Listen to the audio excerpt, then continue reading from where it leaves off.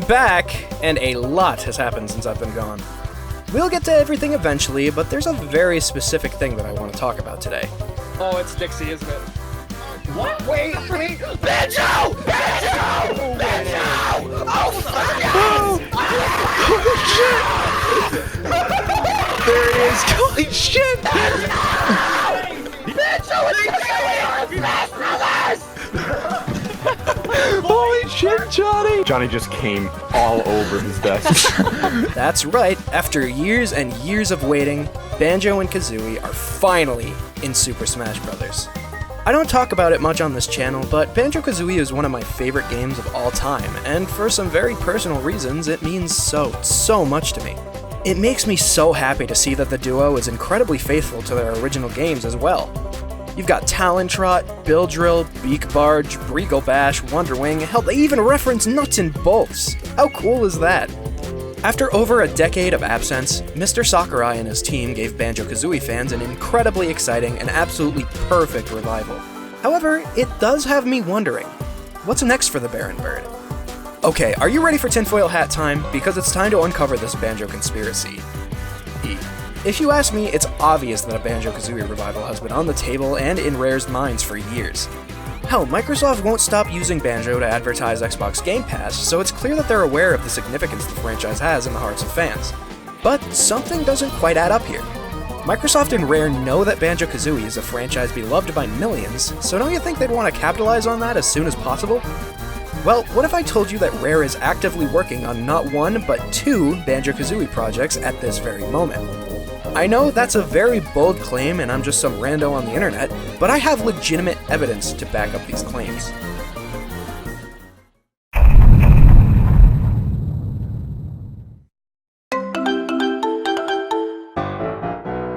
Around a year or two ago, users on Resetera found an interesting codename in the Xbox Live API files. This codename was none other than Banjo 20A, obviously meaning Banjo 20th Anniversary. Now, as we all know, Banjo-Kazooie's 20th anniversary has already passed, and nothing's really come up for what this could be aside from those Sea of Thieves decorations. But what's the fun in just assuming the codename was for Sea of Thieves? I told you to put on those tinfoil hats, damn it! So if you'll speculate with me a little bit, I think I have an explanation.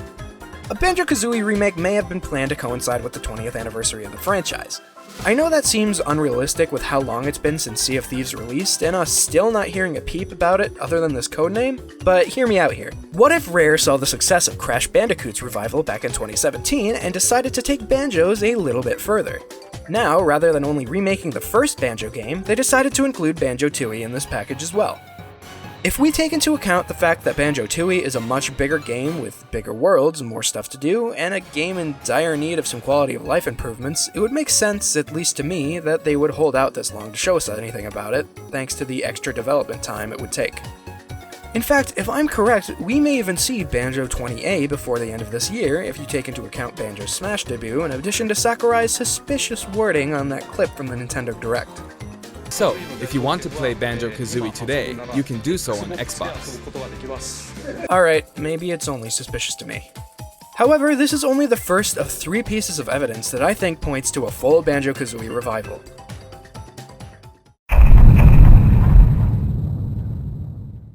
So for this next one, we're gonna have to take a look at Paul's Twitter account. Paul is, in his own words, a very long-time developer at Rare. And I mean, there are tons of Rare developers on Twitter. There's nothing out of the ordinary about this guy, right? Wrong! You see, well, at first glance, this seems like just a normal guy's Twitter page. It was his Twitter bio back in October of last year that really made things interesting. Paul puts games that he helped create in his bio, such as Battletoads, Donkey Kong, Banjo-Kazooie, Viva Pinata, Sea of Thieves, and Banjo 3? When a fan noticed this and asked about it, Rare actually responded. It wasn't confirming anything, but it wasn't denying anything either. It was a simple, Paul. After this, Paul himself chimed in with, "You know, it took weeks for anyone to notice. I've lost track of all the Easter eggs I've left over the years. All I can say about this is how has barely anyone talked about this? While this could just be some playful joking, doing it with a title as anticipated and desired by fans as Banjo 3 would just be cruel. This is without a doubt the biggest piece of evidence that we have that Banjo 3 could at this very moment be in development. possibly alongside the remakes that we talked about earlier.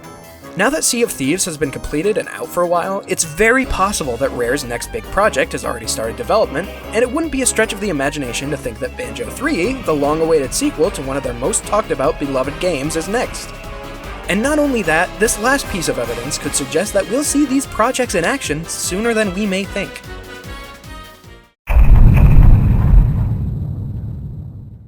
Exquisite Gaming is a company that creates merchandise based on many different video game and movie franchises.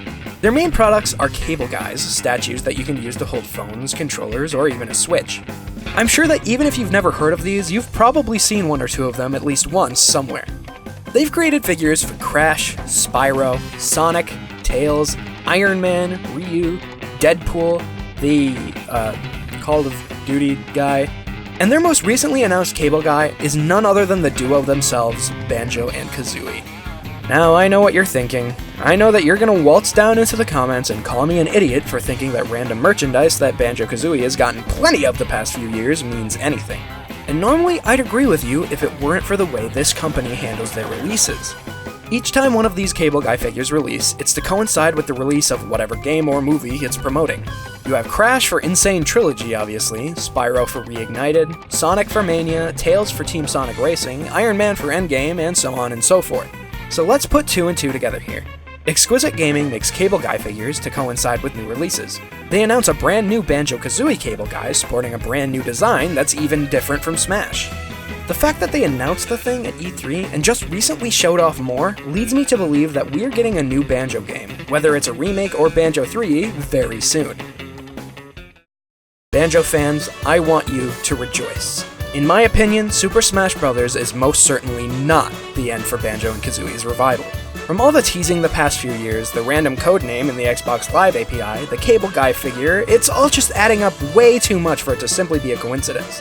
It's safe to say that Banjo and Kazooie are finally back. Smash is just the beginning for a beautiful new adventure for the Baron Bird.